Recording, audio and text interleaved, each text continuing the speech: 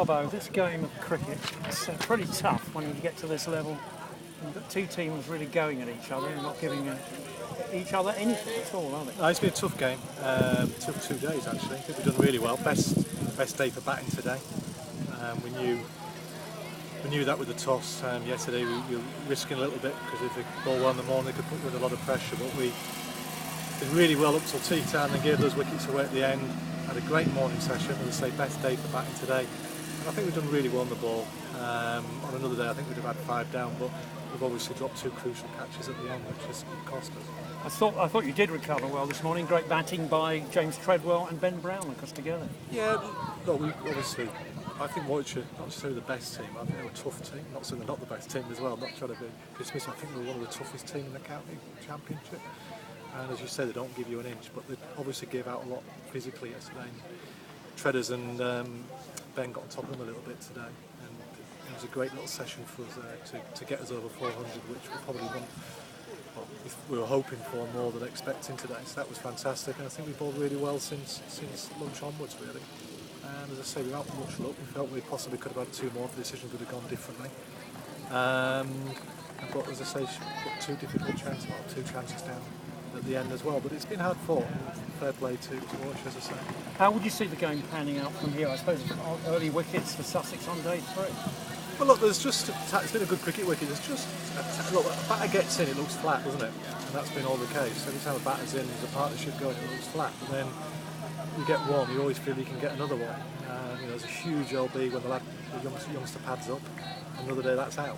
And then obviously we shell them at leg slip, don't we? So you know if you can get one, you can get 2. But as I say, they Warwickshire bat deep as well, so you can't take anything for granted. All you can do is hopefully play with the same intensity we played for 2 days. Can I ask the latest on Luke Wright, who didn't play at all on day 2?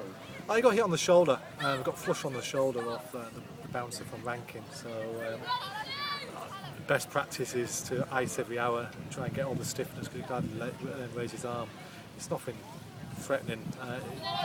Because it's an external blow, he's allowed to bat in his normal position. So allowed us to do best practice. I think otherwise we'd have had to get him out there halfway through that session, but it should be fine tomorrow.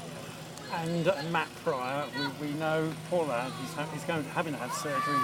He's battling against loads of injuries. He has been this season. He's now taking a break.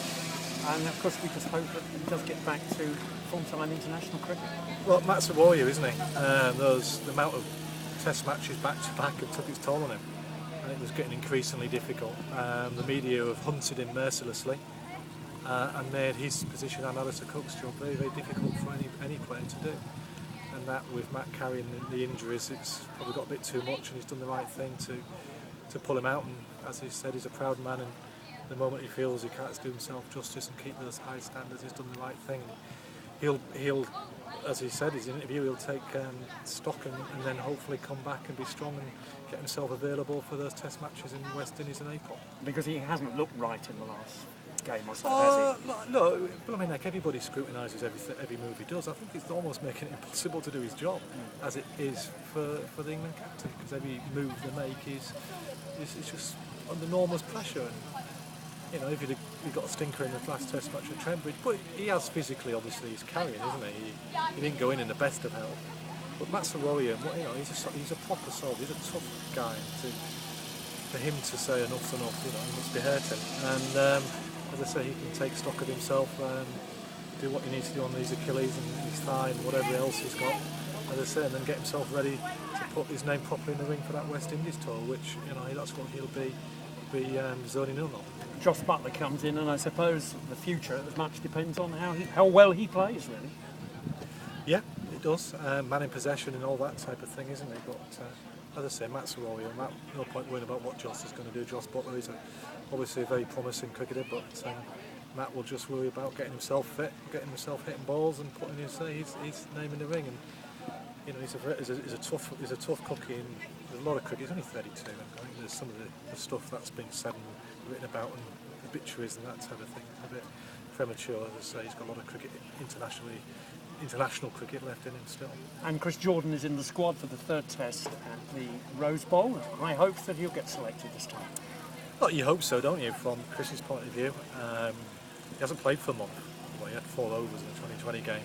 Hasn't played a red ball cricket for a month now, since that Sri Lankan Test match, which seems a hell of a long time ago. They've had 3 other Test matches, so this is a vital game for CJ, not in the terms of getting 5 for 100s, but to getting back into match practice and competing and honing on those skills that has got him to where he's got to.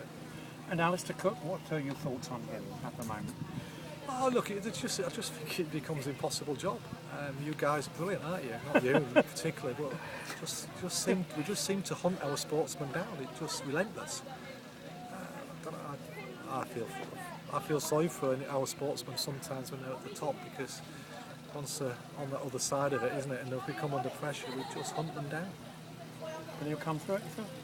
Well, you hope so, don't you? Look, you're not in the inside, isn't it? You're on the outside, wishing a fine young individual all the best, and the empathy and the sympathy that you have for another sportsman, don't you? That's what you feel. But Alistair must do what he feels best for himself and for English cricket as well. And the right people are the people around him, aren't they? Not people like me. Thank you. Have you spoken to Matt? No, I will. I'll speak to him the next couple of days. I'm sure he's had the whole of the world trying to get in touch with him at this moment. I'd say it must be a very hard decision for him. Yeah, he is, because he's a proud man, isn't he? And he's always got England's interests at heart as well. They've been tough games, haven't they? They've come thick and fast. They've been difficult wickets to keep on as well, and exaggerating any deficiencies physically that you've got been put under pressure. Nice bouncy wicket at the whacker, everything coming through the waist tight, stood 30 yards back would have been lovely for him, isn't it? But we've had wickets like we have sometimes at home, which are very difficult to keep on. Especially when you only play 1 4-day game going into it. Yeah, look, you're trying to get up to a rhythm. You've got the runs in the first innings at Lord's, didn't you? And then quite get away, did he? And then, as I say, your game's stacking up so quickly. Physical pressure, the outside pressure has obviously got too much in there. Well, I take it you don't expect him to play for the rest of this season for you? I know what the statement says, and he's not going to play to the end of the summer. He's going to get his physical body physically ready, and hopefully he'll be then selected in the West Indies tour. That's, as I'm reading all the statements, I heard his interview last night, so that's basically what he said. And Jonathan Trott, a lot of people be sort of wishing him well as he comes back from the issues, but you're probably sick of the sight of him. He always does well in Sussex, isn't he? It was a big appeal on him, wasn't there, early doors, and Sheldon, the keeper, so he's stuck it out, hasn't he? He's played okay. He's a fine player, isn't he? International cricketer. We've not made it easy for him. He's not been fluently best, but he's stuck it out as all fine cricketers do, isn't he? We've had Michael Yardy here, so we've got full empathy and full sympathy for what he must be going through and has gone through. And as I say, so you wish him all the best, and you wish him all the understanding, but out there in the middle, we've probably seen enough now. The LBW, I think I was talking to someone else. Who was that off the LBW? Oh no, we had a good shout on Chopper, and we had the court behind was one of those that on another day you might get and another day you don't. These are 2 good umpires. Alex Wolf, an outstanding young umpire, and Stephen O'Shaughnessy, and both very good umpires. So it's been, as you say, it's been a tough game. Luke Wright gets hits on the shoulders, hands and everywhere in front of it. You want that decision to be called correctly. You need all your breaks to go your way in these games, because they're tough opponents and we're trying to fight our corner too. You're quite finely balanced, isn't it? You've got nicely poised. Nicely poised. We'll be hoping for 2 more. They'll be thinking if they can get past us and put them under pressure. So a lot to play for. Great stuff. Thank you very much.